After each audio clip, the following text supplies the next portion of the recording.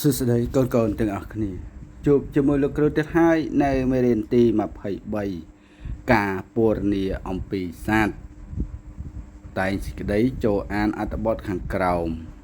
ឥឡូវកូនពិនិត្យមើលរូបភាពនេះគឺចង់និយាយអំពីការពណ៌នាអំពី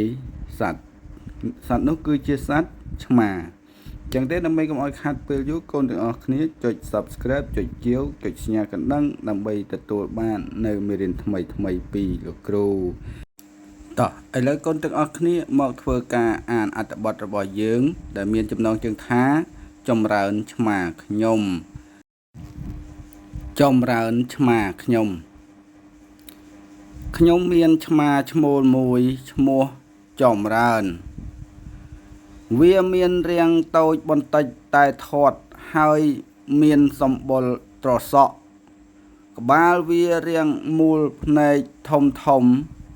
មានពន្លឺភ្លឺថ្លាដូចគ្រាប់ពេជ្រចម្រើនមានរោមពុកមាត់ដុសវែង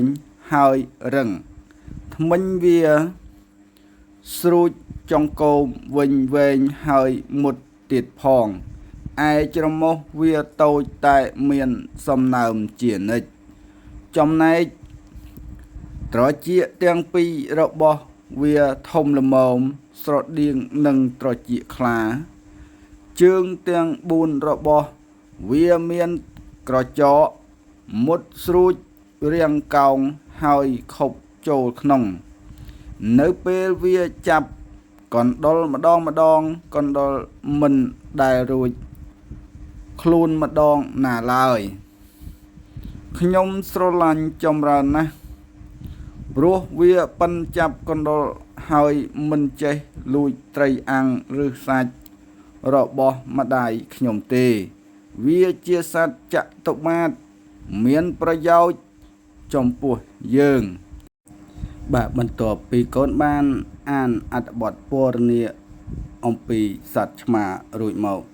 កូនដែលពុំទាន់បានយល់នៃឬក៏ពុំទាន់បានយល់ពីការពណ៌នាអំពីសត្វកូនចាក់សារឡើងវិញរួចហើយអានជាមួយលោកគ្រូម្ដងទៀតឲ្យបានច្រើនដងដើម្បីយល់ក្នុងការពិពណ៌នាអំពីសត្វ